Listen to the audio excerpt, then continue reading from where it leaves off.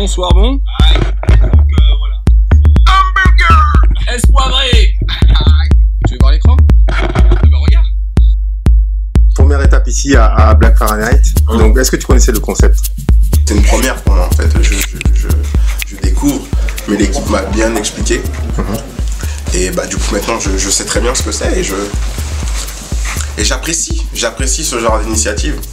Ma première scène, je me souviens encore, c'est un humoriste que j'étais allé voir au Comedy Club. Ensuite j'avais kiffé, j'étais allé le voir ensuite à sa scène. Comment il s'appelle? J'ai oublié, putain. Je vais retrouver son nom, bref. J'étais allé le voir à son spectacle entier et tout, et je suis allé parler avec lui à la fin de la séance. Ouais, comment t'as fait pour te lancer et tout, blablabla. J'ai parlé avec lui. Il m'a dit, il m'a expliqué, tu devrais commencer avec des petits cafés-théâtres, faire des petites scènes, t'entraîner et tout, et puis après tu pourras prétendre à des scènes un peu plus expérimentées.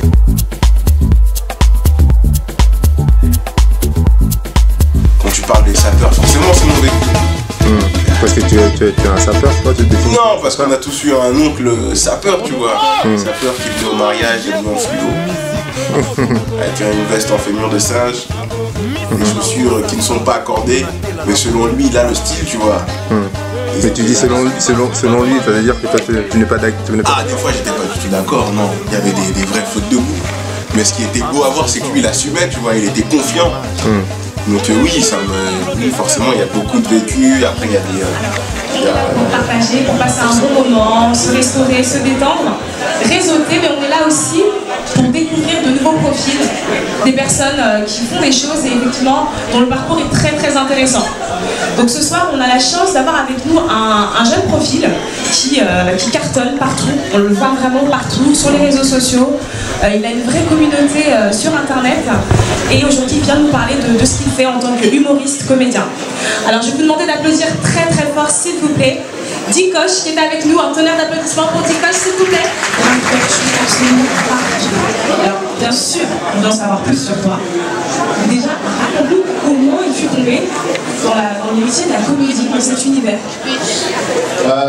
J'ai un parcours assez atypique en fait. J'ai commencé par... j'ai fait de longues études, j'ai un master en achats internationaux. Et voilà, j'ai commencé à travailler dans une banque, le Crédit Agricole, en tant qu'acheteur. Et je me suis très vite rendu compte que c'est pas forcément ce que je voulais faire. Je m'ennuyais un peu derrière l'ordinateur. Et quand il y a des Congolais ici ce soir, il y a des Congolais ou pas? J'ai vu comment vous êtes sapés, c'est bon. Nos darons sont arrivés ici en France. Ils ont trimé, tu vois, pour nous offrir une certaine vie, un certain cadre de vie, tu vois. On tardait m'engueuler tous les soirs pour pas traîner au quartier pour faire mes devoirs. Donc moi au début je n'ai pas annoncé à mon père. Si j'avais annoncé à mon père, j'allais faire le clown à la télé française. Il allait me chiffrer.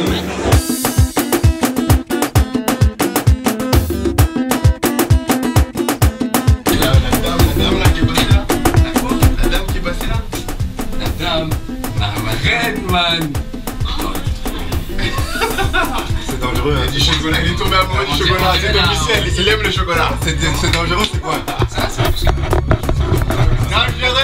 Et donc, à chaud là, premier ressenti, Black Fahrenheit. Franchement. Est-ce que la température... Il y a du chocolat, les gars, qui est le prochain que vous venir là. Il y a du chocolat dans la salle. Hey, chocolat chaud. Dans la salle, il y a du chocolat chaud, c'est fruité, sucré. Il y a tout. Il y a la crème, il y a des biscuits. Il y a du bissap. J'ai vu une femme bissap. Lui, c'est sucré mentholé. La femme est passée, j'ai dit non. Il est en train de répondre à la question, j'ai dit je reviens. Non, franchement, bonne ambiance. Et c'est sympa de voir, d'avoir ce rassemblement de personnes qui sont dans la même dynamique que toi en fait. C'est ça qui est vraiment intéressant. Qu'est-ce que tu dirais toi par rapport aux gens qui disent oui, dès qu'il y a des petits rassemblements comme ça, là, oui, les noirs ils sont toujours ensemble et tout ça, ils font jamais des trucs ouverts.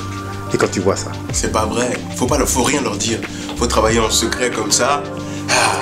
Et quand ça va piquer, on voit le succès des gens, on voit la vérité apparaître comme ça. Faut pas dire les gens qui parlent comme ça, faut les laisser parler.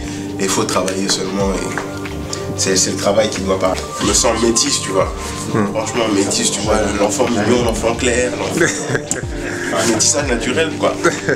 Non, clairement, plus sérieusement, je me sens français parce que voilà, j'ai grandi, je suis né en France.